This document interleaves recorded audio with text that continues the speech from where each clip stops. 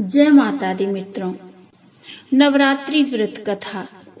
आप सभी को नवरात्रि की हार्दिक बधाई और प्यार भरी शुभकामनाएं।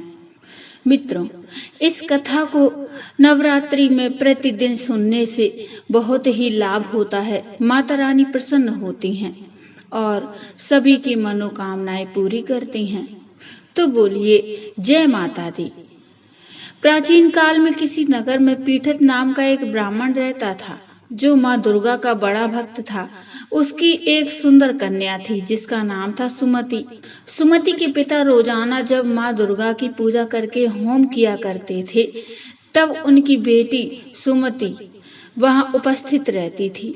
एक दिन ब्राह्मण की कन्या अपनी सहेलियों के साथ खेल में लगने के कारण पूजन में उपस्थित नहीं हुई, जिस पर उसके पिता को क्रोध आ गया और वह पुत्री से कहने लगे, अरे दुष्ट पुत्री, आज तूने माँ भगवती का पूजन नहीं किया है, इस कारण मैं तेरा विवाह किसी कुष्ठ रोगी से करूंगा। यही तेरी सजा है। पिता के मुख से ये बात सुनकर सुमति को बड़ा दुख हुआ। इसके बाद कन्या का विवाह एक कुष्ठी के साथ हो गया। सुमति सोचने लगी, अहो, मेरा बड़ा दुर्भाग्य है जिससे मुझे ऐसा पति मिला। चिंतित मन से कन्या अपने पति के साथ वन में चली गई, जहां वह बड़े कष्ट में रहने लगी। देवी भगवती उस कन्या के पूर्व पुण्य के प्रभाव से उसके सामने प्रकट हुई और उन्होंने सुमति से कहा, हे दीन ब्राह्मणी, मैं तुझसे प्रसन्न हूँ, तुम जो चाहो वरदान मांग सकती हो। इस पर उस बालिका ने कहा कि आप कौन हैं? इस पर देवी माता ने कहा कि मैं आदि शक्ति भगवती हूँ और मैं ही ब्रह्म विद्या व सरस्वती हूँ। हे ब्राह्मणी, मैं तुझ पर तेरे पूर्व जन्म के पुण्य के प्रभाव से प्रसन्न हूँ। देवी भगवती ने उस कन्या को उसके पूर्व जन्म के बारे में बताते हुए कहा कि तू पूर्व जन्म में निषाद की स्त्री थी और अति पतिव्रता थी। एक दिन तेरे पति ने चोरी की, जिसके बाद तुम दोनों को सिपाहियों ने पकड़ लिया और जेल में कैद कर दिया। उन लोगों ने तुझे और तेरे पति को भोजन भी नहीं दिया। उस समय नवरात्र चल रहे थे।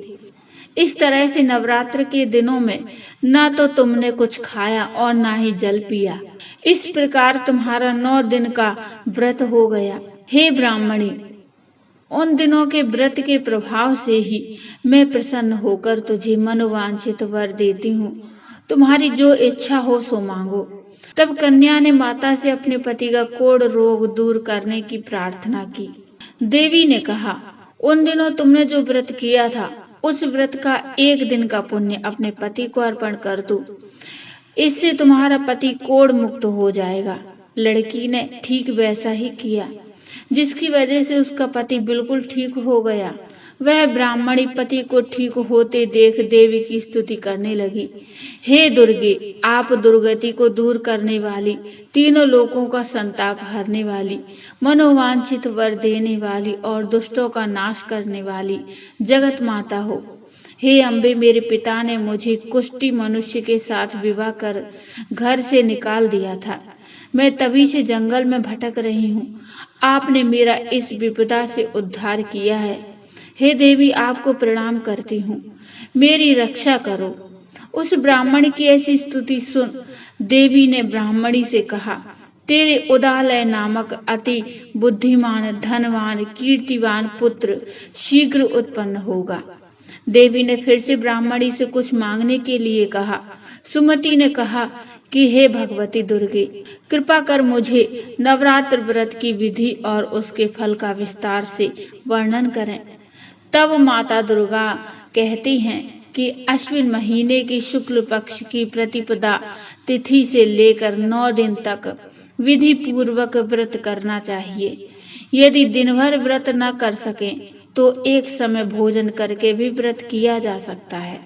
नवरात्रि के पहले दिन व्रत का संकल्प लिया जाता है और शुभ मुहूर्त में घट स्थापना की जाती है और वाटिका बनाकर उसको प्रतिदिन जल से सींचना होता है।